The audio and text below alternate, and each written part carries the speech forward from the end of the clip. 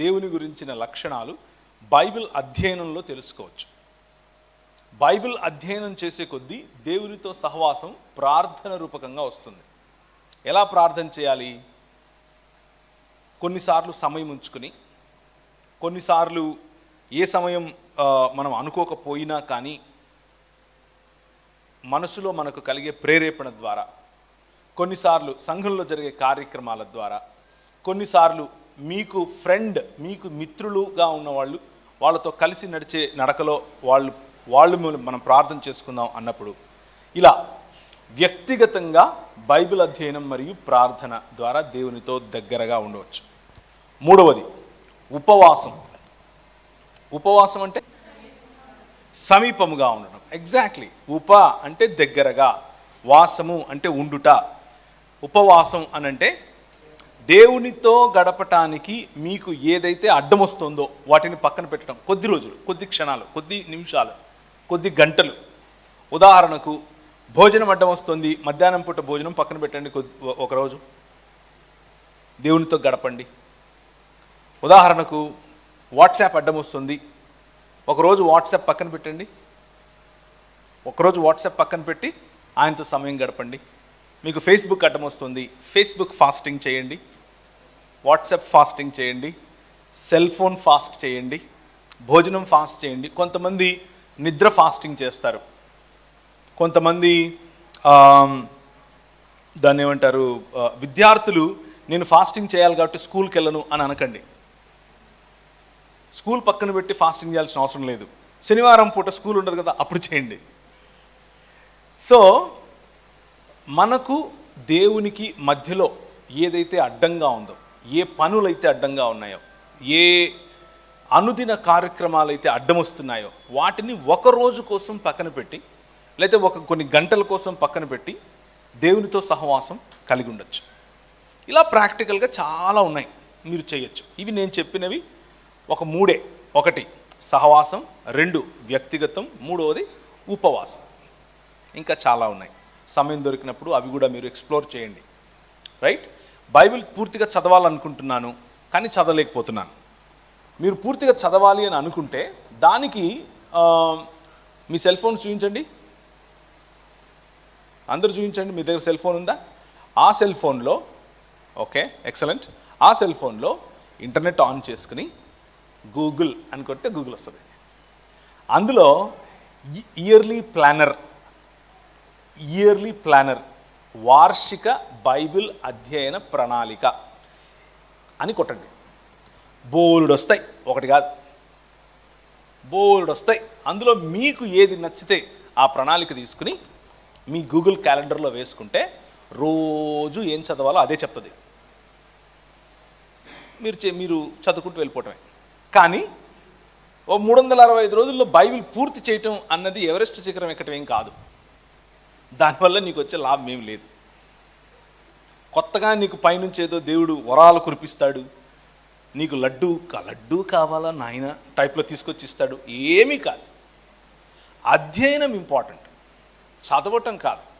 చదవటం అని అంటే న్యూస్ పేపర్ పొద్దున్న ఏం చేస్తాం మనం? చదువుతాం. దాన్ని అధ్యయనం చేస్తాడు ఎవడన్నా?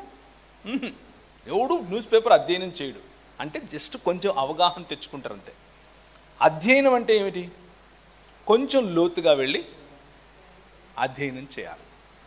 అది చాలా ఇంపార్టెంట్. అది లేకుండా హల్లెలూయా స్తోత్రం అని అంటే దానివల్ల మరణాత మాత్రమే జరుగుతుంది. అంటే ఆయన వచ్చేంత వరకు వెయిట్ చేస్తుంటాం అంతే, అంతకుమించి ఏం కాదు. ఓకే, అధ్యయనం చేయాలి. అధ్యయనం బైబిల్ మొత్తాన్ని 2 ఏళ్లలో పూర్తి చేయొచ్చు, 3 ఏళ్లలో పూర్తి చేయొచ్చు, 5 ఏళ్ళు పట్టినా పర్వాలేదు. కానీ అధ్యయనం చేయాలి. అధ్యయనంలో ఒక్కొక్క పుస్తకాన్ని ఒక్కొక్కసారి చదవచ్చు, ఒక్కొక్క లేఖను ఒక్కొక్కసారి చదవచ్చు, ఒక్కొక్క ప్యాసేజ్ నువ్వు ఒక్కొక్కసారి చదవచ్చు. అలా మీరు ప్రణాళిక పెట్టుకుంటే చేయటం ఈజీ అయిపోద్ది. నేను దేవునిలో స్థిర మనస్సు కలిగి ఉండాలి అంటే ఎలా? ఇంతకుముందు దేవునిలో ఉండాలి అన్నారు, ఇప్పుడు స్థిర మనస్సు కలిగి ఉండాలి అన్నారు. అడిషన్ ఏంటంటే స్థిరమైన మనస్సు. ఆ స్థిరమైన మనస్సు అన్న పదం ఎందుకు వచ్చింది అని అంటే, ఇప్పుడు కొద్దిసేపు ప్రభువులో ఉన్నట్లు, కొద్దిసేపు ప్రభువులో లేనట్లు మీకు అనిపిస్తోంది. ఒకవేళ నేను కరెక్ట్గా మీ ప్రశ్న అర్థం చేసుకుని ఉంటే ఎలా అనిపిస్తుందంటే, నాకు ఇప్పుడు ఇలా ఉన్నారు, దేవునిలో ఉన్నాను అన్న దేవునిలో ఉన్నాను అన్న ఫీలింగ్ ఉంది. ఇది అయిపోయి ఇంటికి వెళ్తున్నారు, దేవునిలో లేనేమో అన్న ఫీలింగ్ వస్తుంది. అది అలాంటి చంచలమైన మనస్సు ఎప్పుడొస్తుంది అని అంటే, మీకు దేవుని పట్ల సరైన అవగాహన లేకపోతే వస్తుంది. మీరు పనికి వెళ్ళినా, పాట పాడినా, మందిరంలో ఉన్న, కెమెరా పట్టుకున్న, మ్యూజిక్ చేసిన, లేకపోతే మైక్ సెట్ చూసినా, నాలాగా ఇలా పట్టుకుని వాక్యపరిచర్య చేసిన, ఏ పని చేసినా దేవుని కోసం, దేవుని వలన, దేవుణ్ణి బట్టి చేస్తున్నాను అన్న అవగాహనలోకి వస్తే మీకు ఈ చంచల మనస్సు ఇక ఉండదు. మీకు అర్థమవుతుందా నేను చెప్పేది? కేవలం ఇలా పట్టుకుని మాట్లాడితేనే దేవుని పని, మోకాళ్ళు వేసి కన్నీళ్లతో ప్రార్థన చేస్తేనే దేవుడి పని, భాషకాలు వేసుకుని బైబిల్ చదివితేనే దేవుని పని, అలా కాదు. బైబిల్ అలా చెప్పదు. బైబిల్ ఏం చెప్తుంది అంటే, మీ ఆలోచనలు, మీ జీవన విధానం దేవుని వాక్య సంబంధంగా ఉంటే, దేవుని వాక్య పరిధిలో ఉంటే, మీరు ఏ పని చేసినా ఆ పని దేవునికి ఒక ఆరాధనే, ఆ పని దేవునితో సహవాసమే, ఆ పని దేవుని కోసం చేయటమే. అలా చేయగలిగితే మీకు తృప్తికరమైన జీవితం ఉంటుంది. చాలా తృప్తిగా చేస్తారు. చేసిన చిన్న దాంట్లో కూడా చాలా సంతృప్తి మీరు పొందుతారు. అదే దేవునిలో స్థిరంగా ఉండటం అంటే. ఓకే, నాలో ఉన్న క్రియలను జయించాలి అంటే ఎలా? దేవుడికి నా పట్ల కలిగి ఉన్న ప్రణాళిక నాకు తెలియాలంటే ఎలా? మీ క్రియలను జయించటం అని అడుగుతున్నారు. నేను సరిగ్గా ఆ ప్రశ్నను అర్థం చేసుకుంటే, మీ ఉద్దేశంలో మీ హృదయంలో పుట్టే తలంపులు, ఆ తలంపుల ప్రకారం మీరు బలహీనంగా, లేకపోతే బలహీనత ఇది అన్న క్రియలు ఏవైతే మీకు కనిపిస్తున్నాయి, ఉదాహరణకు నేత్రాశ, శరీరాశ, జీవపు డంబం కావచ్చు. అంటే కళ్ళతో చూస్తూ చేసే పాపం బలహీనత, చేతులతో చేస్తూ చేసే క్రియలు వాటి బలహీనత, ఇలాంటివి ఒకవేళ మీరు అడుగుతున్నారు అని అంటే, దానికి మీ క్రియలలో మీరు బలపడాలి, లేకపోతే మీ క్రియలు దేవునికి ఇష్టకరంగా ఉండాలి అని అంటే చాలా చాలా సింపుల్. ఇంతకుముందు చెప్పినట్లుగా మీ ప్రతి క్రియలు కూడా, మీరు చేసే ప్రతి పనిని కూడా దేవుని సన్నిధిలో ఉంచి ఒకసారి చూడండి. ఇది ఆయనకు ఆమోదమా కాదా అనేది తెలుస్తుంది. ఎలా తెలుస్తుంది? ఏంటి నాకు? ఫర్ ఎగ్జాంపుల్, మీరు బైక్ తీసుకుని బయటికి వెళ్ళారు. ఇక్కడ నుంచి రాజమండ్రి వెళ్ళాలి. ఈ రోడ్డు గుండా వెళ్ళిపోయారు. రాజమండ్రి వచ్చేసింది. అక్కడ మన గూడాలమ్మ దేవి అది దాటి వెళ్ళిపోయారు. మెయిన్ హైవే వచ్చింది. ఇప్పుడు లెఫ్ట్ తీసుకుంటారు. లెఫ్ట్ తీసుకుంటూ ఉంటే మీరు రోడ్డుకు ఏ పక్కకి వెళ్తారు? రోడ్డుకు ఏ పక్కకి వెళ్తారు? ఏ పక్క మీరు బండి నడుపుతారు? పక్క రైట్ సైడ్ నడిపితే తప్ప? రైట్ సైడ్ ఉండేది రోడ్డు కాదా? ఏమంటారు? రోడ్డే అది కూడా, కానీ నడపరు. ఎందుకు నడపరు? రాంగ్ రూట్ అంటే రూటే కదా అది కూడా. రాంగ్ రూట్ అంటే ఏది దేవుని చిత్తము? అక్కడ దేవుని చిత్తం ఏమిటి? సరైన మార్గం అంటే, నడవలసిన త్రోవ అంటే, మీరు చెప్పేదానికి ప్రశ్నలు వస్తూనే ఉంటాయి. ఏమన్నారు? ఆపద కలగకూడదు. Okay, excellent. ఆపద కలగకూడదు. ఇంకా నిర్ణయింపబడిన మార్గం. ఇంకా అది మనకి ఎక్కడ తెలుస్తుంది? అది మన నిర్ణయం. ఎవరు నిర్ణయించారు? గవర్నమెంట్ పెట్టిన నియమం అంటే ట్రాఫిక్ నియమం. ట్రాఫిక్ నియమం ఉల్లంఘిస్తే ఎక్కడ ఉంటాం? జనరల్ హాస్పిటల్లో ఉంటాం. కట్లు కట్టించుకొని ఇలా ఉంటాం.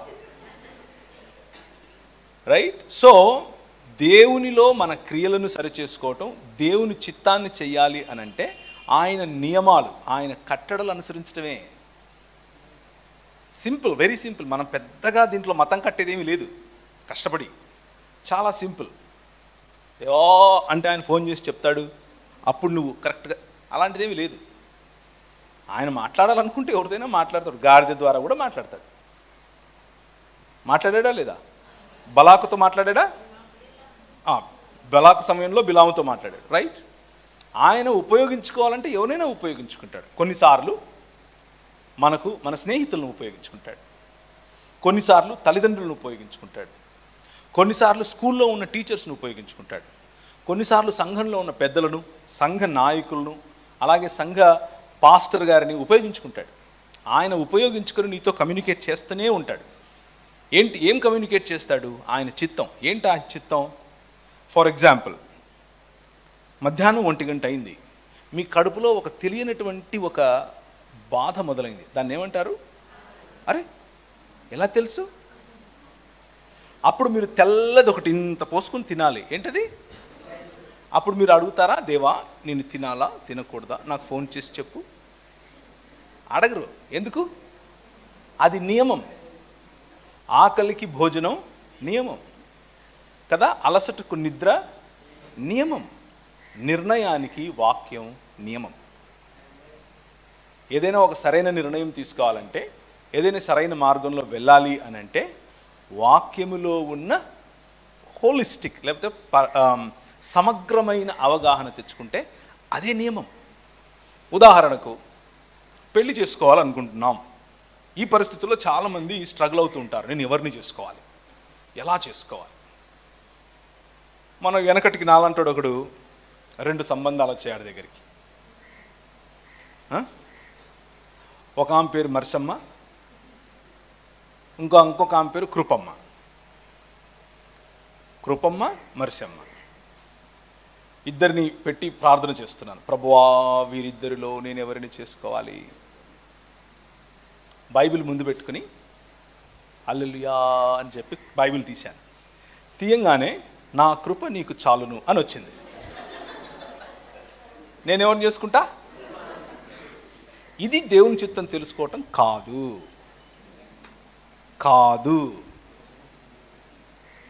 ప్రాక్టికల్ ఎగ్జాంపుల్ కదా, చాలామంది స్ట్రగుల్ అవుతారు ఈ విషయాలు. అందుకనే చెప్తున్నాను, అదే చెప్తున్నాను.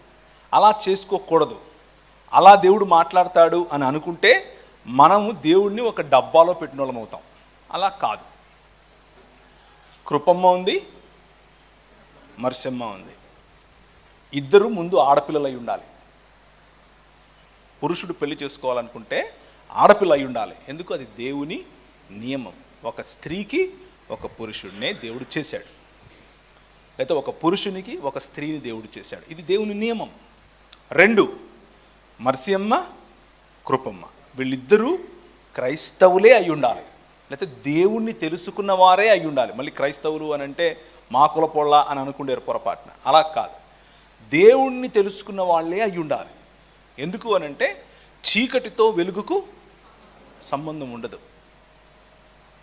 ఈ 2 నియమాలు, ఈ రెండిటి తర్వాత, ఈ 2 ఫుల్ఫిల్ అయిపోయిన తర్వాత వచ్చేవన్నీ ప్రిఫరెన్సెస్. ఉదాహరణకు నేను ఎంబీబీఎస్ డాక్టర్ని, నాకు కూడా ఇంకొక డాక్టర్ తోడైతే బాగుంటుంది, తప్పేమి లేదు. నేను ఒక టీచర్ని, కానీ నా భర్త నాలాగా టీచర్ కాకుండా ఇంజనీర్ అయితే గనక నేను పిల్లల్ని చూసుకుంటాను, ఆయన సమాజానికి ఉపయోగపడతాడు, తప్పులేదు. ఇవన్నీ ప్రిఫరెన్సెస్, మీ ఆలోచనలు. ఈ ప్రిఫరెన్సెస్లో మీరు మీ పరిచర్య కోసం, మీ స్థానిక సంఘ అభివృద్ధి కోసం, అలాగే మీ వ్యక్తిగత ఆత్మీయ లేకపోతే ఆధ్యాత్మిక లేకపోతే దేవుని రాజ్య పని కోసం మీరు పెట్టుకునేటటువంటి ప్రిఫరెన్సెస్ ఏవైతే ఉన్నాయో ఇవన్నీ కూడా దేవుడు ఆనర్ చేస్తాడు. మీ ఇష్టం, నో ప్రాబ్లం. కానీ మొదటి 2 మాత్రం ఎలాంటి పరిస్థితుల్లో కాంప్రమైజ్ లేదు. పురుషుడిని పురుషుడు చేసుకుంటాను అన్నా, స్త్రీని చేసుకుంటాను అన్నా అది దేవుని నియమం కాదు. అలాగే క్రైస్తవేతరుణ్ణి క్రైస్తవురాలు చేసుకుంటాను అంటే అది దేవుని నియమం కాదు. మిగిలినవి మీ ప్రిఫరెన్సెస్. ప్రార్థించండి, సమయం తీసుకోండి, స్నేహితులున్నారు, పెద్దలున్నారు, పాస్టర్లు ఉన్నారు, సమయం గడపండి వారితో. వారి దగ్గర కొంచెం వాళ్ళ విజ్డమ్, వాళ్ళ జ్ఞానాన్ని కొంచెం తీసుకోండి. మీకు నచ్చింది, మీకు ఉపయోగపడేది, మీ అభివృద్ధికి ఉపయోగపడేది స్పష్టంగా తెలుసుకొని మీరు పెళ్లి చేసుకోండి. ఉదాహరణకు కొన్ని చోట్ల, అంటే హైదరాబాద్ లాంటి చోట్ల, ఇక్కడ ఉన్నాయో లేవో నాకు తెలియదు, హైదరాబాద్ లాంటి చోట్లలో లేకపోతే విశాఖపట్నం లాంటి చోట్లలో ప్రీ మ్యారిటల్ కౌన్సిలింగ్ అనేది ఉంటుంది. అంటే పెండ్లికి ముందు కౌన్సిలింగ్, ఆ అమ్మాయి యొక్క పర్సనాలిటీ మీ పర్సనాలిటీ సెట్ అవుతుందా లేదా, ఒక పెద్దలు, తెలిసిన వాళ్ళు పెద్దలు కూర్చుని ఇద్దరితో మాట్లాడినప్పుడు కొన్ని విషయాలు బయటకు వస్తాయి, వాటిని అర్థం చేసుకోవచ్చు. అలాగే ఉద్యోగంలోకి వెళ్ళాలి. దేవుని నియమం ఏమిటి? మనిషి కష్టపడి పని చేయటం దేవుని నియమం. పని చేయకుండా కూర్చోవటం దేవుని నియమం కాదు. పని చేయకుండా నేను తింటాను అనంటే అది దేవుని నియమం కాదు. పని చేయటం దేవుని నియమం. ఏ పని చేయాలి? ఎవరైనా చెప్తారా ఏ పని చేయాలో? ఏ పని అన్నిటికంటే శ్రేష్టమైంది? శ్రేష్టమైన పని చెప్పండి. ఏంటి గొనుగుతున్నారు? ఏం చెప్పాలి? ఏం చెప్తే వీడు మళ్ళా మనల్ని ఏమడుగుతాడో అనా? ఏ పని శ్రేష్టం అన్నిటికంటే? దేవుని. ఓకే, ఎలా చేయాలి దేవుని పరిచర్య? కరెక్ట్ చెప్పారు, ఆన్సర్ కరెక్ట్. ఎలా చేయాలి?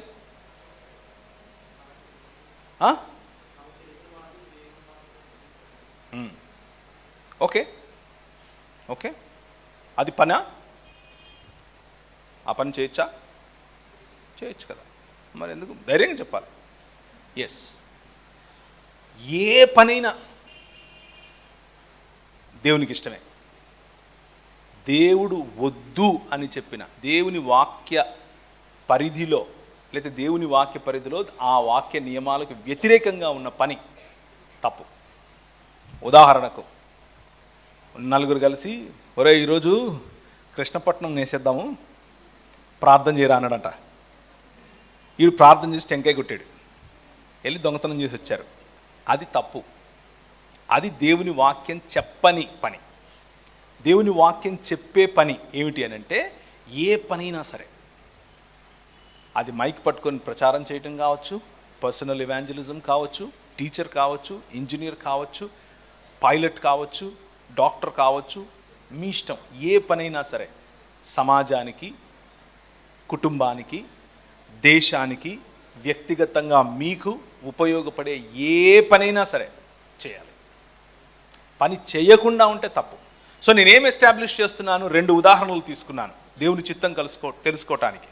ఒకటి పెండ్లి, 2 ఉద్యోగం. ఎందుకంటే ఈ 2 చోట్ల యువకులు యువతులకు క్రాస్ రోడ్లో నిలబడి ఉన్నారు. ఏం చేయాలో అర్థం కాదు.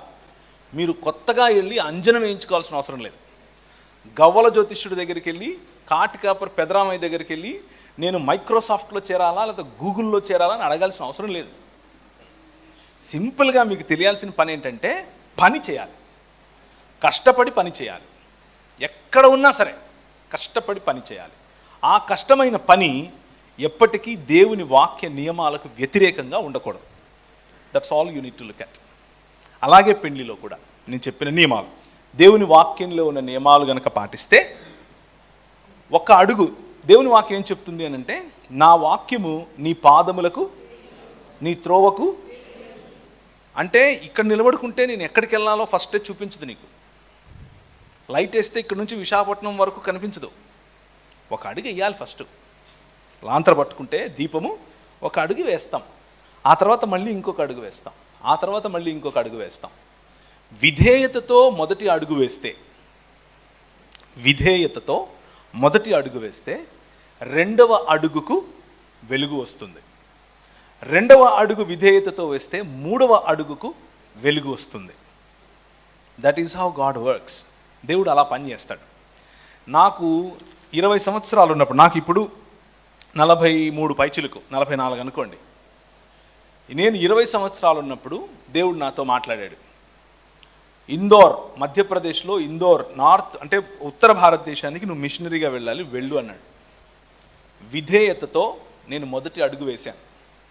ఒకరోజు రైలు ఎక్కి టికెట్ కొనుక్కుని ఒక 2 చొక్కాలు 2 ప్యాంట్లు పెట్టుకుని వెళ్ళిపోయాను. అక్కడ ఎవరూ లేరు, నాకు భాష రాదు, నాకు హిందీ వచ్చు. ఎలాంటి హిందీ అంటే తుమ్ ఆతా హై మై జాతా హై, ఇంతే వచ్చు, ఇంకేం రాదు. Okay, Tum ఆతా high my జాతా high. అక్కడికి వెళ్ళాను. అక్కడికి వెళ్తే రైల్వే ప్లాట్ఫామ్ మీద 3 రాత్రులు పడుకున్నాను. ఏంట్రా ఇది, దేవుడు పిలిచాడు అనుకుంటే నా బతికిలా ఉంది అన్న ఆలోచన నాకు రాలేదు. ఎందుకు అనంటే నేను అవన్నీ ముందే ఆలోచించుకొని వెళ్ళిపోయాను. విధేయతతో వేసే మొదటి అడుగు, అది మీ జీవితానికి పునాది అవుతుంది. ఒక అడుగు వేసిన తర్వాత దేవుడు 2వ అడుగుకు వెలుగు చూపిస్తాడు. నేను అక్కడ 11 సంవత్సరాలు ఉన్నాను. వస్తూ వస్తూ నా భార్యను తెచ్చుకున్నాను అక్కడి నుంచే. నేను రావడానికి ముందు నేను 2 చొక్కాలు 2 ప్యాంట్లతో వెళ్ళిన నేను అక్కడ సాఫ్ట్వేర్ ఇంజనీర్గా, సాఫ్ట్వేర్ కంపెనీస్లో నేను బిజినెస్ డెవలప్మెంట్ మేనేజర్గా పనిచేశాను. అదేందన్నా నువ్వు సేవకు కాదా పోయింది అని అడిగారు. సేవనే చేశాను, కానీ నా పిలుపు వేరు. వేరు వేరు రంగాలకు మనం వెళ్ళాలి. ఆ విధేయత దేవుడు మనం ఆయనతో కలిసి నడిచినప్పుడు చెప్తాడు.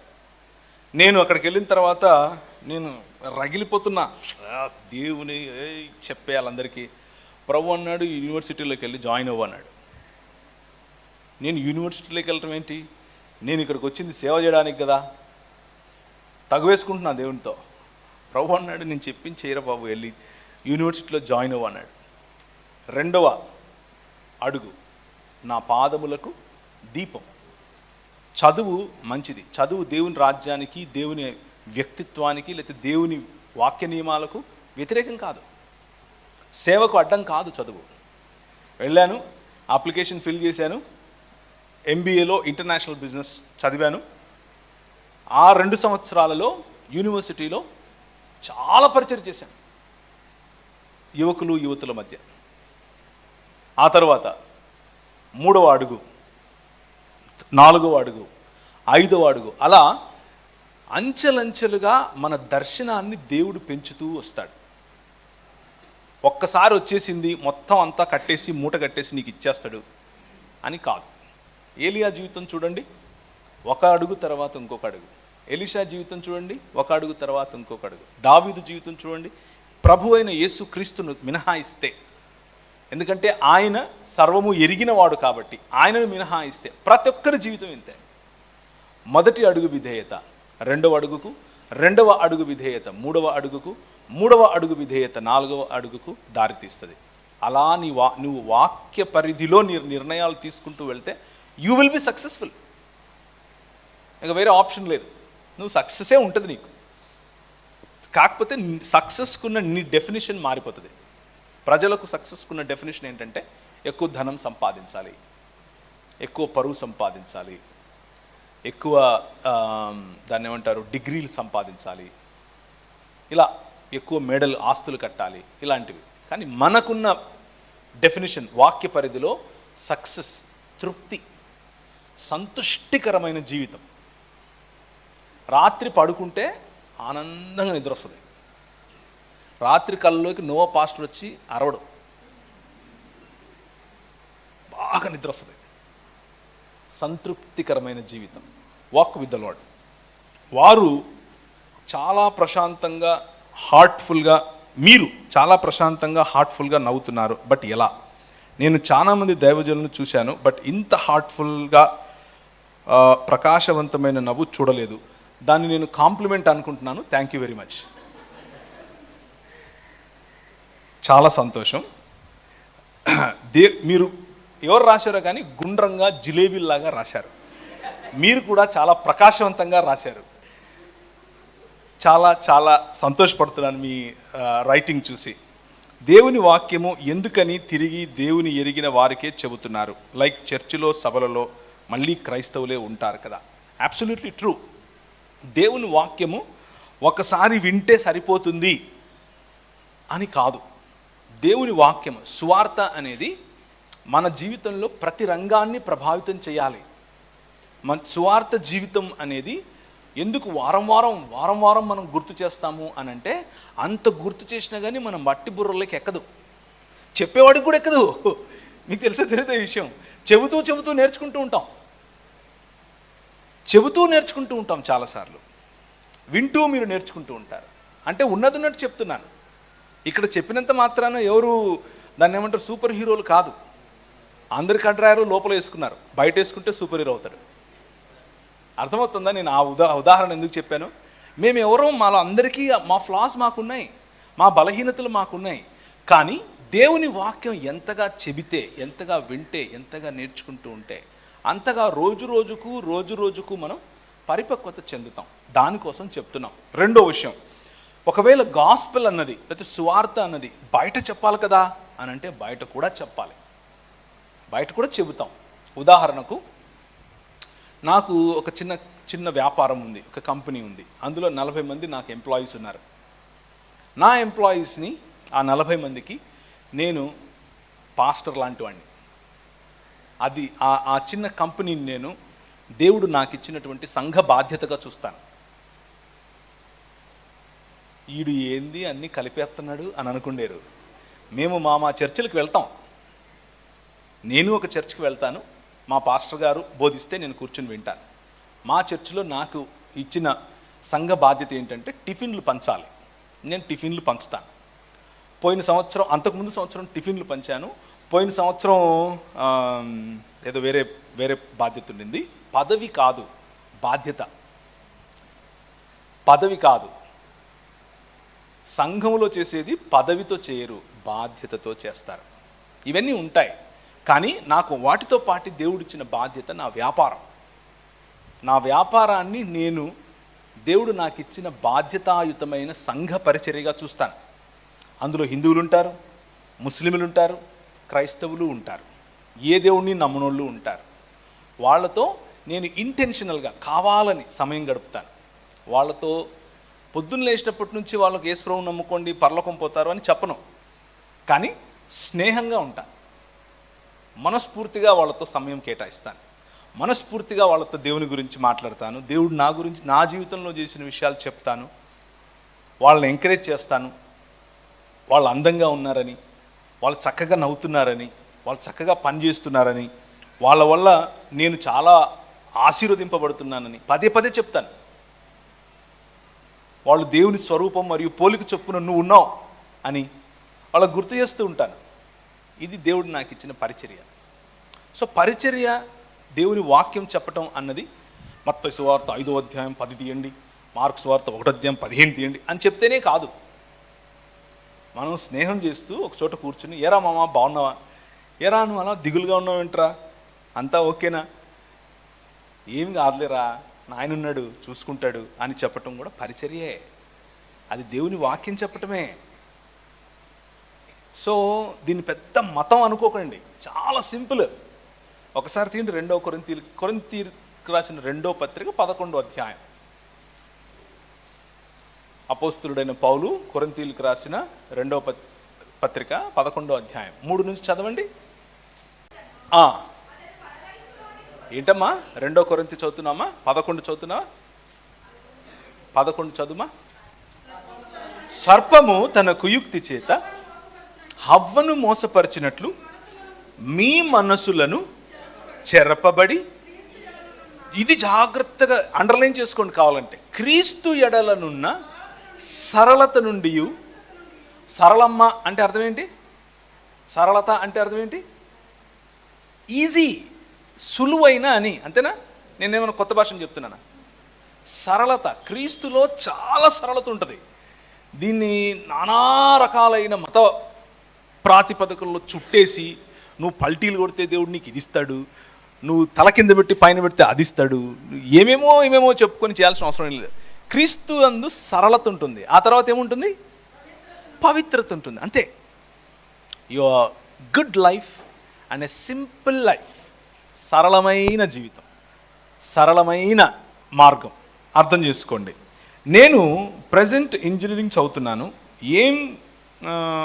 ఏ కోర్స్ చేయాలి? సాఫ్ట్వేర్ జాబ్ కోసం. నాకు జాబ్ చాలా ముఖ్యం. నా జాబ్ కోసం ప్రార్థించండి. తప్పకుండా ప్రార్థన చేద్దాం, ఇప్పుడే చేద్దాం, అందరం కలిసి చేద్దాం. అయితే ఇంజనీరింగ్లో ఏ కోర్సు చదివితే సాఫ్ట్వేర్ జాబ్ వస్తుంది అనడం కంటే మీకు ఒక విషయం చెప్తాను. ఒక 5 సంవత్సరాల తర్వాత సాఫ్ట్వేర్ ఇండస్ట్రీ ఉండదు. జాగ్రత్తగా వినండి. నేను సాఫ్ట్వేర్ కంపెనీ నడుపుతాను, నాకు సాఫ్ట్వేర్ కంపెనీ ఉంది.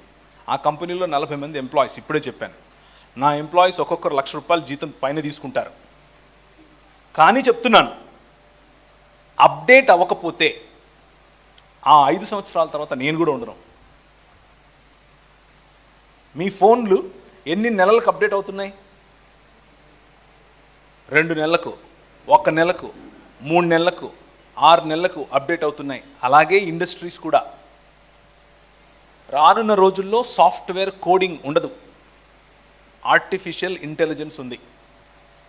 దానంతట అదే కోడింగ్ రాస్తుంది, దానంతట అదే డిజైనింగ్ చేస్తుంది, దానంతట అదే సినిమాలు తీస్తుంది, దానంతట అదే పాటలు రాస్తుంది, అన్నీ దానంతట అదే చేస్తుంది. నువ్వు ఆ ఇండస్ట్రీలో తలగా ఉండాలి అని అంటే నువ్వు ఇంకా కోడింగ్ జాబ్ నేర్చుకుంటాను, డిజైనింగ్ నేర్చుకుంటాను అంటే కుదరదు. నువ్వు ప్రజెంట్గా నువ్వు చదివే ఇంజనీరింగ్ కాలేజెస్ నీకు ఇవి చెప్పవు. నువ్వు చదివే ఇంజనీరింగ్ కాలేజ్లో ఒకవేళ కోర్ ఐటీ నువ్వు తీసుకున్నా, లేకపోతే సాఫ్ట్వేర్ తీసుకున్నా, అందులో ఈ పోర్షన్ బహుశా ఒక పీరియడ్ ఉండొచ్చు. అది కూడా పాతకాలంలో ఉంటుంది. అది నిన్ను కేవలం డిగ్రీ నీకు ఇస్తుంది, కానీ దానివల్ల నువ్వు ముందుకెళ్ళలేవు. నువ్వు ముందుకెళ్ళాలి అని అంటే get in to the industry.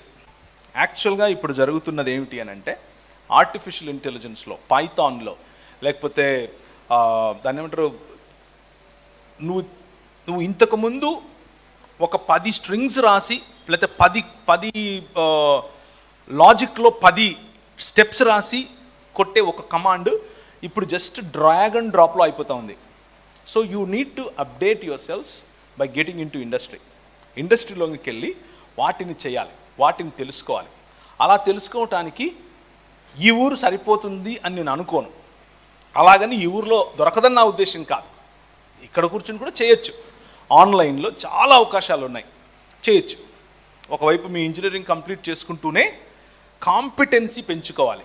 ఆ కాంపిటెన్సీలో ముఖ్యంగా ఇంగ్లీష్ భాష.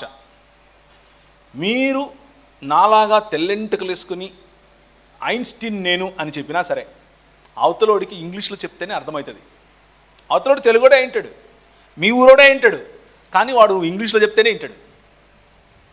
అది మీరు వెళ్ళాలనుకున్న, ముఖ్యంగా ప్రశ్న రాసిన వ్యక్తి, మీరు వెళ్ళాలనుకున్న ఇండస్ట్రీలో ఉండే ప్రధానమైన, లేకపోతే ఏ కంపెనీలో అయినా సరే హైదరాబాద్లో, మీ కమ్యూనికేషన్ స్కిల్స్ లేనిదే మీరు యాక్సెప్ట్ అవ్వరు. నా దగ్గరికి చాలామంది యువతులు అప్లికేషన్స్ పెడతారు. నేను మా మేనేజర్స్కి పంపిస్తాను.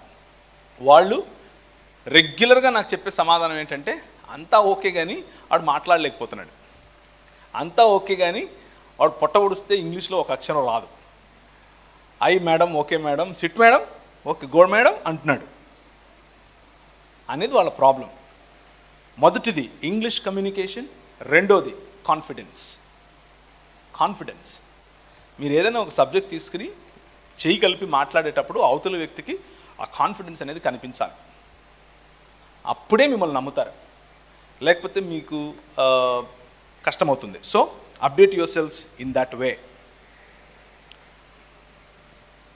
అన్నయ్య, నేను ఎక్కువగా ఫోన్లో సినిమాలు చూస్తాను, ఫేస్బుక్, వాట్సాప్ చాటింగ్ చాలా ఎక్కువ చేస్తాను. వీటి వల్ల నేను సరిగా చదవట్లేదు, ప్రేయర్స్కి కూడా రావట్లేదు సరిగా. నాకు మంచి సలహా చెప్పండి. మంచి సలహా చెప్తున్నాను, జాగ్రత్తగా వినండి. ఫోన్లో సినిమాలు చూడకండి, ఫేస్బుక్, వాట్సాప్ చాటింగ్ తక్కువ చేయండి. అవి చేస్తే మీరు ప్రేయర్స్కి కూడా వస్తారు. ఇదే సలహా. అంటే ప్రశ్నలోనే ఆన్సర్ ఉంది, మీరు రాసిన ప్రశ్నలోనే ఆన్సర్ ఉంది కదా. మీలో ఉన్న డిజైర్ మీరు కంట్రోల్ చేసుకుంటే చాలు. అది నా వల్ల అవ్వట్లేదు అని అనకండి. ఎందుకు అనంటే చాలా ఈజీ, ఫాస్టింగ్ చేయడమే. చెప్పానుగా ఇంతకుముందు నేను, వాట్సాప్ ఫాస్టింగ్, ఫేస్బుక్ ఫాస్టింగ్. నాకు తెలుసు ఇది ఈ మధ్య యువకుల్లో ఇది ఒక పెద్ద బలహీనత కాదు, ఒక రకంగా బలం కూడా. ఎందుకంటే మీరు అవి చూస్తూ చాలా నేర్చుకుంటారు. దాన్ని నేను ఏం డిస్క్రెడిట్ చేయట్లేదు, మంచిదే అది. కానీ దానికి ఒక సమయం కేటాయించండి అంతే. మాటికి అదే చేయకండి, ఒక సమయం కేటాయించండి. ఫర్ ఎగ్జాంపుల్, వాష్రూమ్లో కూర్చున్నాడు అంటా ఉంటాడు, అరే నువ్వు వచ్చిన పని అయిపోయిందిరా అనేది కూడా తెలియదు ఆడికి, అంటా ఉంటాడు. ఆడి ఏలు ఒకరోజు ఏలు ఇలా ఇలా అని లాస్ట్కి ఇలా ఇలా ఇలానే ఉంటుంది, ఇంకా లాస్ట్కి అది ఖాళీగా ఉండదు. రైట్? మీరు చూసే రీల్స్ ఎన్ని సెకండ్లు ఉన్నాయి? 10 సెకండ్స్, 30 సెకండ్స్. ఇక వాళ్ళు చేసే వాళ్ళ బతుకులు చూడాలి. ఇంకా వీడు ఈ వరకు ఇట్లా 10 సార్లు అనింటాడు, ఒరే నన్ను చూడరా, నాకు లైక్ ఫ్రెండ్స్, నచ్చితే సబ్స్క్రైబ్ బటన్ కొట్టండి ఫ్రెండ్స్ అనేవాడు ఇప్పుడు అది కూడా 30 సెకండ్లలో చెప్పేయాలాడు. అది వాళ్ళ ఇండస్ట్రీ పరిస్థితి అలా ఉంది. రైట్? సో కొద్దిగా కంట్రోల్ చేసుకోవడం కోసం అలా అలా అనడం ఆపితే చాలు. అలా అని చెప్పి నేను మిమ్మల్ని ఫోన్లు పక్కన పెట్టేయండి, ఫోన్లో సైతాన్ ఉంటుంది, మీరు ఫోన్ చూస్తే మీరు నరకం పోతారు, ఇలాంటి సుత్తి మాటలు ఏం చెప్పను. మీరు ఫోన్లో బైబిల్ చదువుకోవాలంటే ఫోన్లో వేసుకోండి బైబిల్, నో ప్రాబ్లం, నేను కూడా అలాగే చేస్తాను. కానీ ఫోన్లో ఉన్న యాప్లో విషయం లేదు, ఇక్కడుంది. మ్యాగ్నెట్ అంతా ఇక్కడుంది. ఫోన్ ఏముంది, నువ్వు ఆడిస్తే ఆడుతుంది. కానీ దానికే నువ్వు నీ స్వతంత్రం ఇచ్చేసావు అనుకో, అది నిన్ను ఆడిస్తే నువ్వు ఆడాలి. దాన్నే వ్యసనం అంటారు. ఎలాగైతే ఆల్కహాల్ ఒక వ్యసనమో ఫోన్ ఒక వ్యసనం, ఎలాగైతే టొబాకో ఒక వ్యసనమో ఫోన్ ఒక వ్యసనం. దాన్ని తగ్గించేందుకు మెథడ్స్ ఉన్నాయి. ఇక్కడుందంతా, ఇక్కడ నువ్వు కంట్రోల్ చేయాలి మెల్లిమెల్లిగా. నేను ఎలా చేశాను, నాకు కూడా ఇది పట్టింది. ఒకరోజు ఈ పురుగు కుట్టిన తర్వాత నేనేం చేశాను అంటే మెల్లిమెల్లిగా చూడ్డాన్ని వినడంతో ఆపాను. ఉదాహరణకు చెప్తాను, మీకు పంచదార వేసిన కాకినాడ కాజా అంటే బాగా ఇష్టం అనుకోండి, తీపి తినకుండా ఆగలేరు అనుకోండి. ఈ కాకినాడ కాజాను మీకు షుగర్ వచ్చిందనుకోండి, తినాలి కానీ తీపి ఉండకూడదు. ఏం చేస్తారు? మొదట తీపి తగ్గిస్తారు, ఆ తర్వాత షుగర్లెస్కి వెళ్తారు, ఆ తర్వాత షుగర్లెస్ టేస్ట్ నచ్చక కాకినాడ కాజానే వదిలేస్తారు. ఇదొక పద్ధతి. ఇదే సరైన పద్ధతి అనట్లేదు, ఇది కూడా ఒక పద్ధతి. చాలామంది పెద్దోళ్ళు ఫస్ట్ బాగా బెల్లం వేసిన ఛాయ్ తాగేటోళ్ళు, కాఫీ తాగేటోళ్ళు మెల్లిగా బెల్లం నుంచి ఎక్కడికి వచ్చారు? పంచదారకు వచ్చారు. పంచదార నుంచి స్టీవియాకు వచ్చారు, స్టీవియా నుంచి షుగర్లెస్కి వచ్చారు, షుగర్లెస్ తర్వాత ఇది తాగితే ఎంత, తాగకపోతే ఎంత అన్నారు. ఒకరోజు రాత్రి వెళ్ళకపోతే ఇదొక పద్ధతి. నేనేం చేశాను అనంటే వీడియో చూడటం అనేది ముఖ్యంగా సాయంత్రం రాత్రిపూట పడుకోవటానికి గంట లేకపోతే 2 గంటల ముందు మీ స్క్రీన్స్ ఆఫ్ అవ్వకపోతే మీకు నైట్ అంతా నిద్ర సరిగ్గా ఉండదు. మీరు చూసింది తిరుగుతూ ఉంటుంది. This is our physiology. మన మైండ్ అలా పనిచేస్తుంది. సో మనం ఏం చేయొచ్చు అంటే చూడటం నుంచి వినడానికి రావచ్చు. అంటే ఈ 2 పని చేయడం బదులు ఇది ఆపేసి ఇది పని చేస్తుంది. కొన్ని రోజుల తర్వాత దాన్ని సమయం తగ్గించవచ్చు. అరగంట వినేదాన్ని 15 నిమిషాలు చేయొచ్చు, 15 నిమిషాల నుంచి 5 నిమిషాలు చేయొచ్చు. 5 నిమిషాల తర్వాత పక్కన నీకు పెళ్ళైంటే నీ భార్యను మాట్లాడమంటే ఆమె మాట్లాడుతుంటే నిద్రపోతావు. లేదనుకో మీ అమ్మనో అక్కనో కబుర్లు చెప్పుకుంటూ నిద్రపోతాం. ఇంతకుముందు మనం ఇలాగే చేసాం, మీకు గుర్తుందో లేదో. 6 బయట సాయంత్రం 7 అవ్వంగానే మంచిగా అరుగుల మీద కూర్చుని బాగా తిన్న తర్వాత ఏమి బాగున్నావా అని ఈమంటే బాగున్నా, ఇంత నువ్వు హైదరాబాద్ పోయింటిమి అని ఈమె మొదలు పెడితే ఒక అరగంట మాట్లాడుకుంటే నిద్ర వచ్చేస్తుంది. చక్కగా నిద్రపోయేటోళ్ళు బయట మంచాలు వేసుకుని. మనం అందరం ఇలాగే పెరిగాం. రైట్? చక్కగా గాలి వస్తుంది. So going back to our original roots, మళ్ళీ మనం అలా వెళ్ళిపోవచ్చు. కాకపోతే కొంచెం అభ్యాసం తీసుకుంటే, అలాగే దాంతోపాటు మీ మనసు ఆధ్యాత్మికత వైపుకు, సంఘము, యాక్టివిటీస్, యూత్ ఫెలోషిప్, మ్యూజిక్ చాలా ఉన్నాయి కదా, వాటిని కూడా చేయొచ్చు. Praise the Lord. యేసుక్రీస్తు ప్రభు ఆరాధన మందిరం అన్న మాట ఏం అర్థం కావట్లేదు. పాస్టర్ బ్రదర్ చిట్టిబాబు గారు కయ్యూనికి అడిగేశారా? కయ్యూనికి భార్య ఎలా వచ్చింది? ఇంతేనా? ఓకే. రిబ్కా ఇస్సాకు ఎందుకు మోసం చేసింది? దేవుడు చెప్పాడు కదా, పెద్ద కుమారుడు చిన్నవాడికి దాసుడు అని మరి ఎందుకు? ఇవన్నీ చాలా దాన్ని ఏమంటారు, థియలాజికల్ క్వశ్చన్స్. నాకు 15 నిమిషాలే ఉన్నాయి. చాలా లోతైన వేదాభ్యాసంతో కూడిన ప్రశ్నలు. సింపుల్గా ఆన్సర్ చెప్తాను. సమయం ఎప్పుడన్నా ఉన్నప్పుడు కొంచెం డీటెయిల్డ్ డిస్కషన్లోనికి వెళ్దాం. కయీనుకు భార్యే వచ్చింది, చెల్లి లేకపోతే అక్క రాలేదు.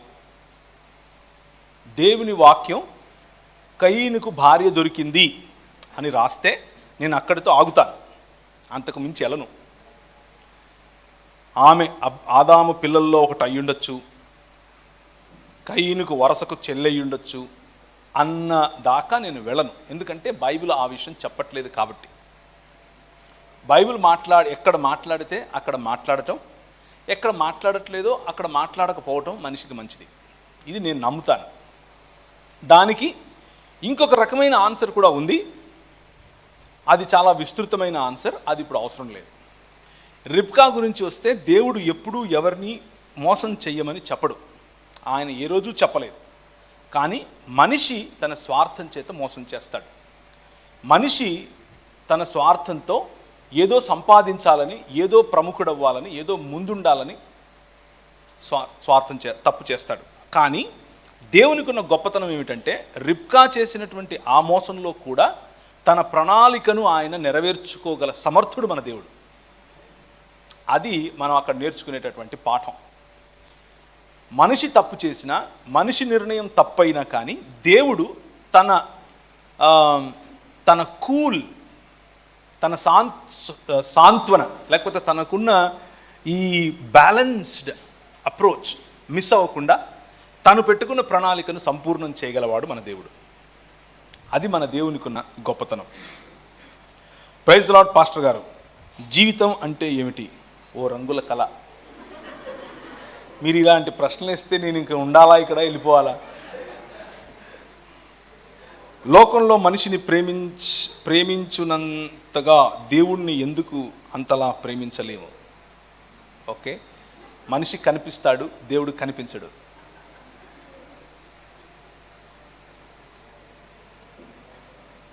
చేతబడి ఇలాంటివి ఉన్నాయా? ఉన్నాయి.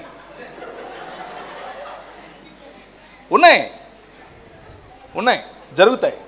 అంధకార సంబంధమైన దురాత్మ సమూహముల యొక్క ప్రభావం చేతబడి రూపంలో ప్రజలు చేస్తారు.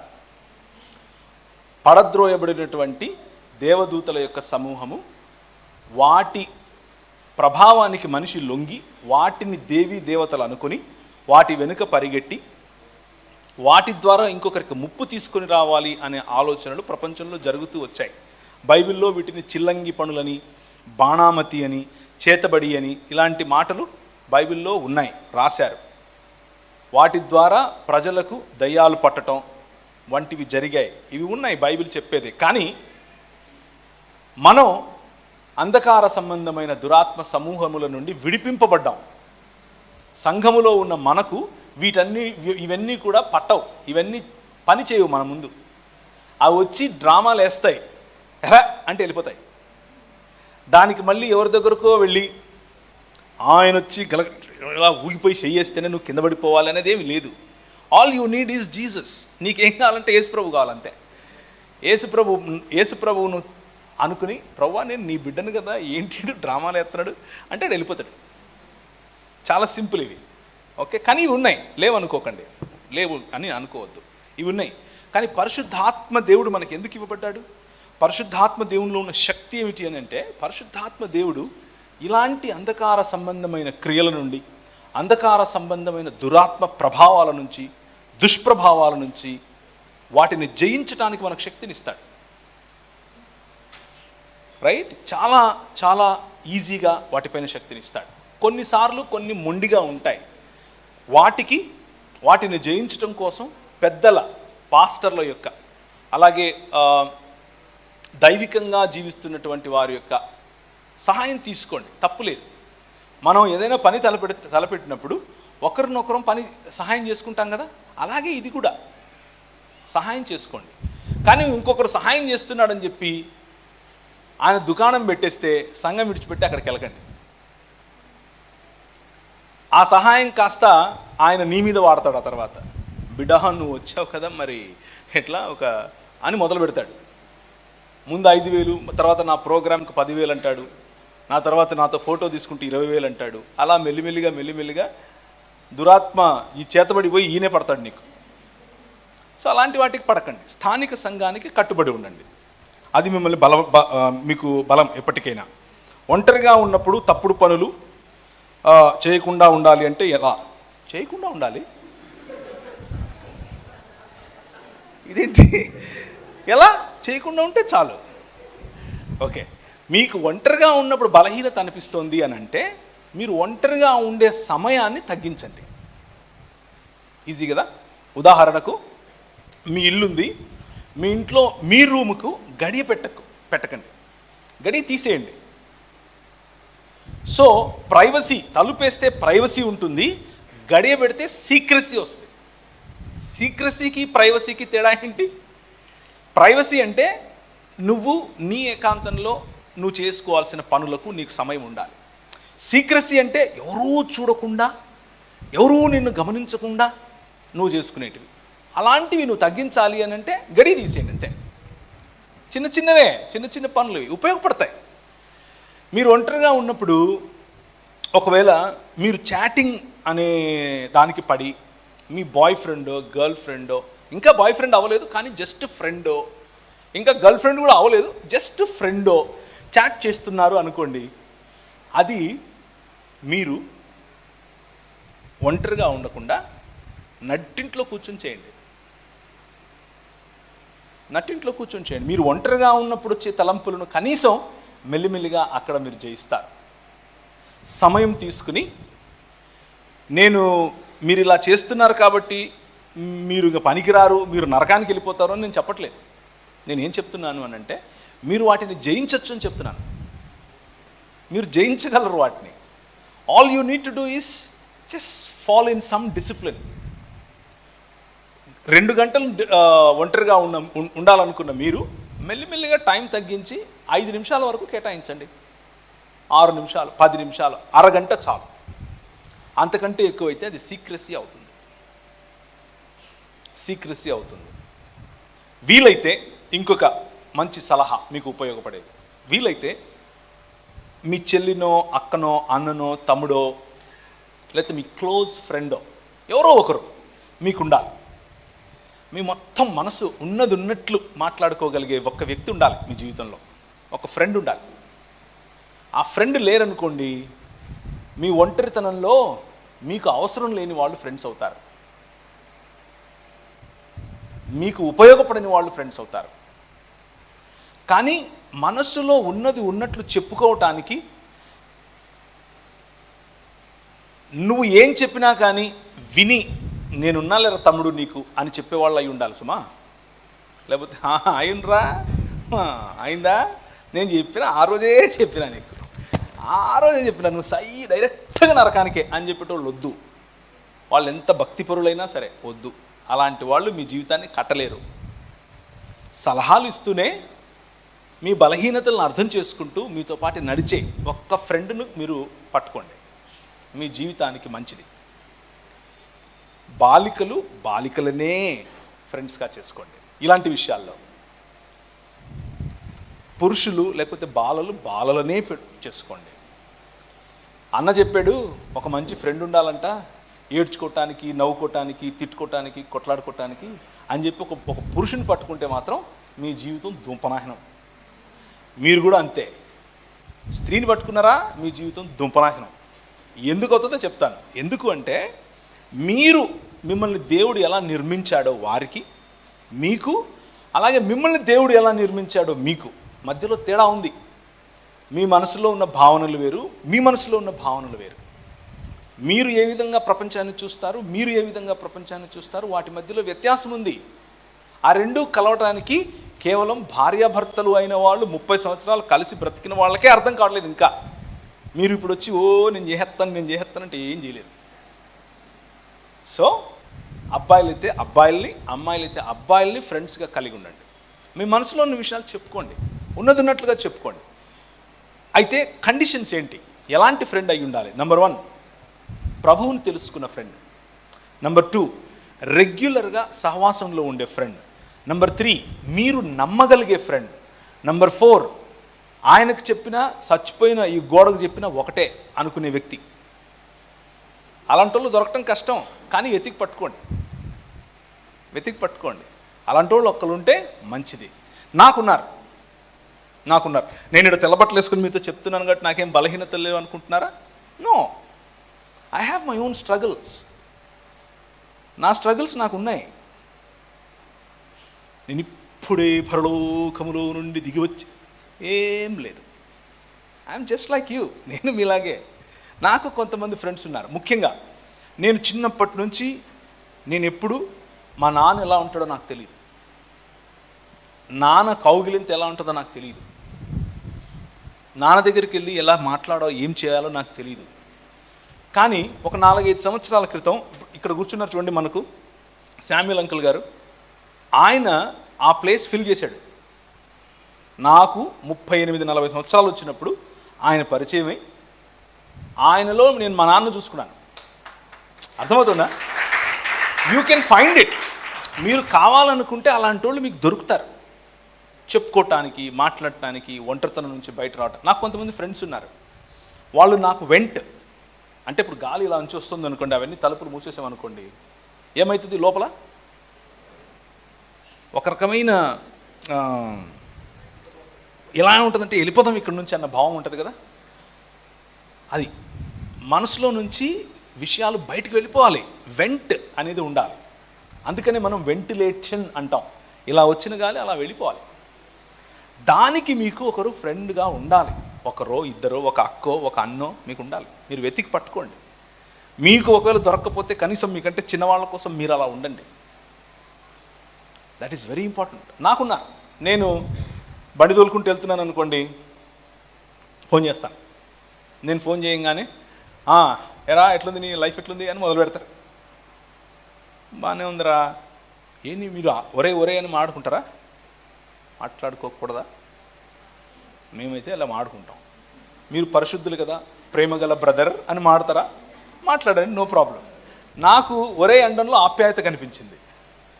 నా ఫ్రెండ్ కదా, నేను బ్రదర్ అని అనుకో, రే ఆపరా నువ్వు అంటాడు.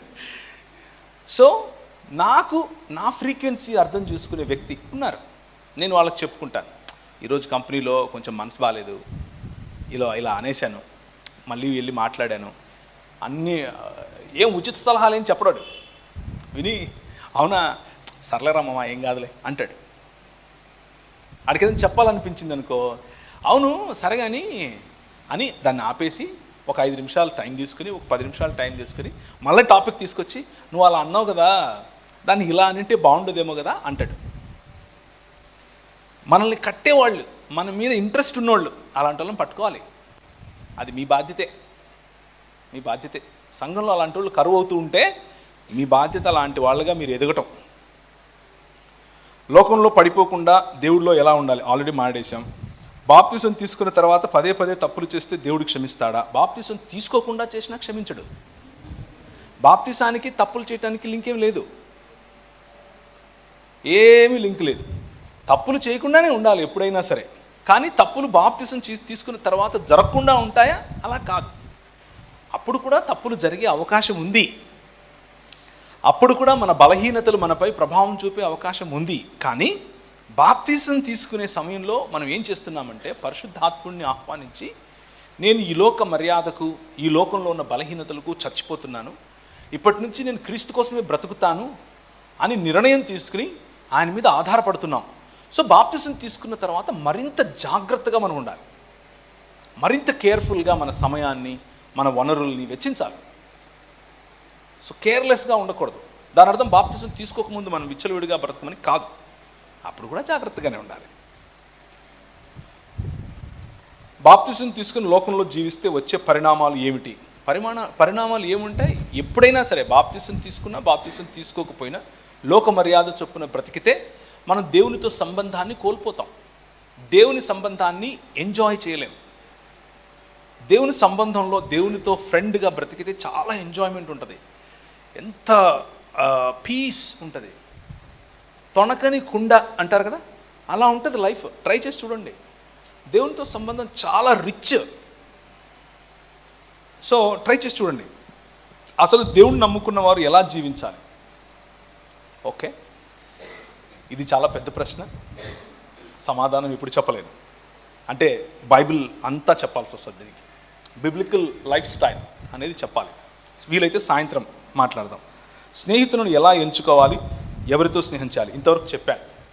నీ స్నేహితులు ప్రభుని ఎరిగిన వారై ఉండాలి, సహవాసంలో కట్టబడిన వాళ్ళై ఉండాలి. ఈ సహవాసమే అక్కర్లేదు, ఏ సహవాసమైనా పర్వాలేదు, కానీ దేవుని వాక్యంలోనూ సహవాసంలోనూ బలంగా ఉన్న వాళ్ళై ఉండాలి. స్త్రీలకు స్త్రీలే ఉండాలి, పురుషులకు పురుషులే ఉండాలి వీలైనంత వరకు. అక్క కదా, నాకంటే పెద్దది కదా, అక్క అక్క అని కూడా స్త్రీతో ఫ్రెండ్షిప్ వద్దు. తమ్ముడు కదా, తమ్ముడు అంటున్నాడు కదా, నేను అక్కని అంటున్నాడు కదా నన్ను అని కూడా వద్దు. ఎందుకంటే 23 సంవత్సరాలుగా నేను ఇదే చేస్తున్నాను, అందుకే చెప్తున్నా. అది వర్కౌట్ అవ్వదు. ఇంకొక ప్రధానమైన విషయం, మీరు ఎన్నుకునే ఫ్రెండ్స్ స్త్రీ అయినా సరే పురుషుడైనా సరే మిమ్మల్ని ఎక్కడ టచ్ చేస్తున్నాడు, ఎక్కడ టచ్ చేస్తుంది అనేది చాలా ఇంపార్టెంట్. తల, భుజమ, వక్షాల, నడుమ, తొడల, కాళ్ళ, వేళ్ళ జాగ్రత్త. చిన్నపిల్లలు ముఖ్యంగా 6 ఏళ్ళు 7 ఏళ్ళు 8 ఏళ్ల బాలికలు మామయ్య అని దగ్గరకు పరిగెట్టుకుంటూ వస్తే మామయ్యలు తీసుకుని వాళ్ళను ఒళ్ళో కూర్చోబెట్టుకుంటున్నారు, తాకాల్సిన చోట అవసరం లేని చోట తాకుతున్నారు, ముద్దు పెట్టుకొని రకంగా ముద్దు పెట్టుకుంటున్నారు అని అంటే తల్లిదండ్రుల బాధ్యత ఇది. జాగ్రత్త. ముఖ్యంగా ఆడపిల్లల దగ్గర నేను ఎన్ని కేసులు చూశానో ఇలాంటివి. వద్దు. మన పిల్లలు, చిన్నపిల్లలు, మగపిల్లలైనా సరే వద్దు. అప్రాప్రియేట్ టచ్ మాత్రమే ఉండాలి, ఇన్అప్రాప్రియేట్ టచ్ ఉండకూడదు. మన ఆడపిల్లలు, మన సంఘాల్లో ఉన్న పిల్లలు ఎంతమంది ఏడుస్తూ వచ్చారో నేను చెప్పలేను మీకు. మామయ్యలు, పెదనాన్నలు, తాతగారులు, వయసులో పెద్దవాళ్ళని తాత తాత అని దగ్గరికి వెళ్తే వాళ్ళ దగ్గర నుంచి పొందిన అసహ్యకరమైన, జుగుప్సాకరమైన ప్రతిక్రియ ఇది. సో ఆడపిల్లలతో very very careful. Inappropriate touch. ఒకవేళ మీకు మాటలు వచ్చితే, మీరు ఈ టచ్ కరెక్ట్ కాదు అని తెలిస్తే మీరు భయపడకూడదు. ఆడపిల్లలు వెంటనే మీ అమ్మ నాన్నకు చెప్పాలి. ఫ్రెండ్ అయినా సరే, టీచర్ అయినా సరే, అన్న అయినా సరే, మామైనా సరే, ఎవరైనా సరే వెంటనే నోరు తెరిచి చెప్పాలి. అమ్మ చెప్తే ఏమవుతుందో, అమ్మ తిడుతుందో, అమ్మ కొడుతుందో ఎప్పుడు అనుకోకూడదు, వెంటనే చెప్పాలి. ఒకవేళ పెద్దలు మీ పిల్లలు మీ దృష్టికి అలాంటివి తీసుకొని వస్తే నోరు మూసుకోవే, అలాంటివి జరుగుతాయా అని వాళ్ళ నోర్లు బంద్ చేయకండి. మీరు దేవునికి వ్యతిరేకంగా, మీ పిల్లలకు వ్యతిరేకంగా తప్పు చేస్తున్నారు. గద్దించండి అవతల వ్యక్తిని, మీ పాపను పంపకుండా ఆపండి. Please don't do it. ఏమంటారు? You're welcome brother. ఎందుకంటే ఇది ఈ సొసైటీలో జరుగుతోంది. చెప్పాలి మన పిల్లలకి. నేను చెప్పకపోతే చెప్పరు వేరే వాళ్ళు. పరిశుద్ధ స్థలం మతం కోసం మాత్రమే కాదు, మానవ జీవితాల కోసం. అందుకే చెప్తున్నాను, దేవుడు మన స్వరూపమందు మన పోలిక చొప్పున నరులను చేయును కనుక మనం దిగిపోయే వాళ్ళు. ఓకే, ఈ 2 వాక్యాల్లో మనము, రండి, చేయుదుము అనే పదాలు దేవుడితో పాటు ఎవరితో అన్నారు అది తెలియజేస్తున్నది. ఎవరు అనేది అన్న ప్రశ్నగా అయ్యారు. అలాగే బైబిల్ చదవాలి అనుకుంటున్న, బైబిల్ జ్ఞానం పెంచుకోవాలి విని అనుకుంటున్నా, కానీ ఏదో ప్రశ్న రావడం వల్ల ఆగిపోయే దాని. ఓకే, మనము అన్న చోట దేవుడు మనం ఈ విధంగా ఆలోచించవచ్చు. ఒకవేళ దేవదూతలు అప్పటికే సృష్టింపబడి ఉంటే వారితో మాట్లాడుతూ ఉండొచ్చు మనము అని. కానీ అలా మాట్లాడితే మనుషులు దేవదూతల స్వరూపము మరియు పోలిక చొప్పున లేరు కదా. ఉన్నారా? బైబిల్ అలా చెప్తుందా? చెప్పదు. ఎందుకు అనంటే హెబ్రీయులకు రాసిన పత్రిక 1వ అధ్యాయం దేవుడు ఏమన్నాడు? ఆయన దూతలను వాయువులుగాను, ఆయన దూతలను వాయువులుగాను, తన సేవకులను అగ్నిజ్వాలలుగాను చేసుకున్నాడు. కానీ తన కుమారుని అయితే దేవా నీ సింహాసనము నిరంతరము నిలుచును అని అంటున్నాడు. అంటే దేవదూతలను ఏమని పిలిచాడు? మనుష్యుని స్వరూపము పోలిక అని పిలిచాడా? లేదు. ఎలా చూశాడు? వాయువులుగాను ఇంకా అగ్నిజ్వాలలుగాను చూశాడు. కానీ మనిషిని దేవుడు తన స్వరూపమందు తన పోలిక చొప్పున చేశాడు. అందుకనే మీరు చెప్పిన ఈ 2 వాక్యాల్లో వాడిన మనము అన్న పదము దేవుని యొక్క బహుళత్వాన్ని సూచిస్తుంది. దేవుడు మనం ఎలా అయితే అనేక మంది మనుషులమైనప్పటికీ ఒక్క మనిషి అని దేవుడు చెప్పాడు మనిషిని సృష్టించినప్పుడు. ఆదం అన్న పదానికి అర్థం పురుషుడు అని కాదు, నరుడు అని. నరుడు అనంటే మానవ సమాజం అని. అలాగే దేవుడు అన్నప్పుడు 3 వ్యక్తుల ఒక్క దేవత్వం, తండ్రి, కుమారుడు మరియు పరిశుద్ధాత్మ అన్నటువంటి 3 వేరు వేరు వ్యక్తులు అయినప్పటికీ ఒక్క కుటుంబముగా ఒక్క దేవుడుగా ఉన్నారు. మనిషి ఏ విధంగా అయితే ఒక వ్యక్తి ఒక మనిషో, దేవుడు అలాగే ఒక దేవుడు 3 వ్యక్తులు. ఇది మనిషికి దేవుడిచ్చినటువంటి నేచర్, అది దేవునికి ఉన్నటువంటి నేచర్. దీని మీద నేను ఒక పుస్తకం రాశాను. దాని పేరు త్రిత్వం శిరసా నమామి. 250 పేజీల పుస్తకం అది. అది ఈ 2 నిమిషాలు 3 నిమిషాలు చెప్పలేము, కానీ మంచి సబ్జెక్ట్. సో దేవుడు బహుళత్వం కలిగిన త్రిత్వమై ఉన్న దేవుడు. ఆ దేవుడు ఒకవేళ బహుళత్వంలో లేకపోతే సంఘానికి లేదా సంఘము అనే పదానికి అర్థం చెప్పలేం, ప్రేమ అనే పదానికి అర్థం చెప్పలేం. ఉదాహరణకు చెప్తాను, ఇది చెప్పి నెక్స్ట్ ప్రశ్నకి వెళ్తాను. దేవదూతలు లేరు, మనుషులు లేరు, సృష్టి లేదు, ఏమీ లేదనుకుందాం. దేవుడు ఒక్కడే ఉన్నాడు. అప్పుడు కూడా దేవుడు 1 యోహాను 4వ అధ్యాయం ప్రకారం ప్రేమై ఉన్నాడా? Was God love even at that time? అప్పుడు కూడా ఆయన ప్రేమామయుడేనా కాదా? ఏమంటారు? మనిషి లేనప్పుడు, దేవదూతలు లేనప్పుడు, సృష్టి లేనప్పుడు, ఆయన మాత్రమే ఉన్నప్పుడు, ఎందుకంటే ఆయన ఉన్నవాడను అన్నవాడు కదా, ఆయన మాత్రమే ఉన్నప్పుడు ఆయన ప్రేమాగుణం ఆయనలో ఉందా లేదా? ఉండదా? మరి బైబిల్లో ఆయన ఎప్పటికీ మార్పు లేనివాడు అని ఉంది కదా. అప్పుడు లేదు, ఇప్పుడు ఉందంటే మార్పు వచ్చిందా? ఏమంటారు? చలనములైన ఏ గమనములు ఆయన యందు లేవు. 1 తిమోతి రాసి ఉంది కదా, మీకు గుర్తుందా ఆ వచనం? సమీపించటానికి వీలు కానంత తేజస్సులో ఆయన నివసించి ఉన్నాడు. ఆయన యందు ఏ చలనములైన గమనములు లేవు. ఆయన ఎన్నటికీ మార్పు చెందడు. మరి ఆయన అప్పుడు ప్రేమ కాకుండా ఇప్పుడు ప్రేమ ఎలా అయ్యాడు? ఆయన మార్పు చెందని ప్రేమామయుడైతే అప్పుడూ ప్రేమించుండాలి. ఒకవేళ మార్పు చెందని ప్రేమామయుడు అప్పుడూ ప్రేమిస్తాడు అని అంటే ఎవరిని ప్రేమించాడో చెప్పాలి.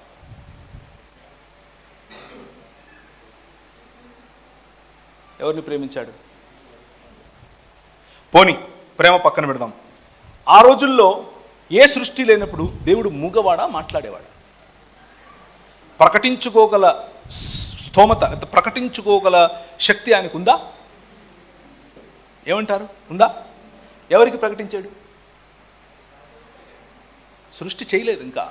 అందుకనే ముందే అది చెప్పాను. దూతలు లేరు, సృష్టి లేదు, ఎవరు లేరు, ఆయన మాత్రమే ఉన్నాడు. మూగోడా కాదా? మూగోడు కాదా? ఎవరికి ప్రకటించుకున్నాడు? ఎలా ప్రకటించుకున్నాడు? సో మన దేవుడు బహుళత్వం గలవాడై లేకపోతే, మన దేవుడు త్రిత్వం కాకపోతే వచ్చే సమస్యలు ఇవన్నీ. It's a very deep Trinitarian theology, very deep Trinitarian philosophy. Right? ఆలోచించండి, సమయం దొరికినప్పుడు మళ్ళీ మాట్లాడదాం.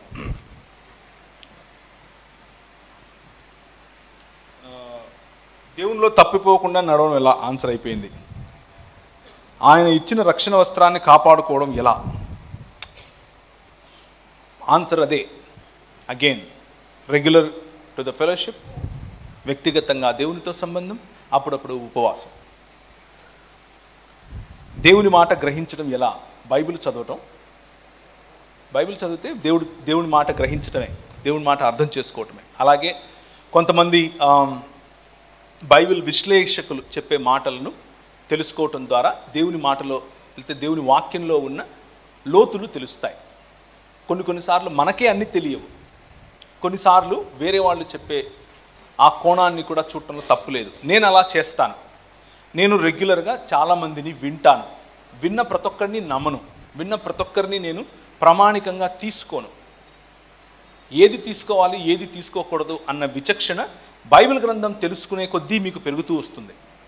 పరిశుద్ధాత్మని పైన ఆధారపడే కొద్దీ మీకు వస్తూ ఉంటుంది. దేవుడు మనకు వేసిన మార్గం తెలుసుకోవడం ఎలా, దేవునితో సహవాసం చేయడం ఎలా, దేవుడు ఉన్నప్పుడు మనుషులు ఏమనుకుంటారో అని పట్టించుకోవాలా, అస్సలు పట్టించుకోకూడదు. దేవుడు ఉన్నప్పుడు మనుషులు ఏమనుకుంటారో అని మనం పట్టించుకోకూడదు. కాబట్టి దేవుని మందిరంలో గట్టిగా డప్పు కొట్టేటప్పుడు గట్టిగా డ్యాన్స్ చేస్తాను అన్నది నా ఉద్దేశం కాదు. నేను మళ్ళీ చెప్తున్నాను, దేవుని సమక్షంలో ఉన్నప్పుడు మనుషులు చూస్తున్నారని పట్టించుకోవాల్సిన అవసరం లేదు. కానీ దాని అర్థం యథేచ్ఛ వర్ధన కాదు, నా ఇష్టం వచ్చినట్లు నా భావనల్లో నేను మునిగిపోవటం కాదు. దాని అర్థం ఏమిటి అనంటే, క్రమములో ఉంటూ దేవుణ్ణి ఘనపరచటానికి అవతలి వ్యక్తికి ఇబ్బంది అయినా సరే నేను నా నాట్యంలో నిమగ్నం అవుతాను. దావీదు చేసిన నాట్యం అదే. అవతలి వ్యక్తికి ఇబ్బంది అవుతుంది అని దేవుణ్ణి నేను దూరం చేసుకోను. ప్రాధాన్యత ఈ రెండు నీ ముందుకొచ్చి నువ్వు దేవుణ్ణి ఎంచుకుంటావా నన్ను ఎంచుకుంటావా అని అడిగితే, నువ్వు దేవునితో సంబంధం ఎంచుకుంటావా నన్ను ఎంచుకుంటావా అని అడిగితే నీ సమాధానం ఎప్పుడూ దేవుడే అయి ఉండాలి. అది దానికి ఉన్నటువంటి ప్రధానమైన సూత్రం. రైట్? దేవుని ప్రేమకి మనుషుల ప్రేమకి తేడా ఎలా తెలుసుకోవాలి? దేవుని ప్రేమ మనుషుల ప్రేమ ద్వారానే మనకు అర్థమవుతుంది. మనం మనుషులం కాబట్టి దేవుడు మనతో ఆయన ప్రేమను మనుష్యుల ద్వారానే చూపిస్తాడు, మనుషుల ద్వారానే చూపిస్తాడు. సో మనుషుని ప్రేమ వేరు, దేవుని ప్రేమ వేరు. కాబట్టి నేను మనుషులందరినీ, వాళ్ళు చూపించే ప్రేమను అన్నిటినీ నేను పెద్దగా పట్టించుకోను.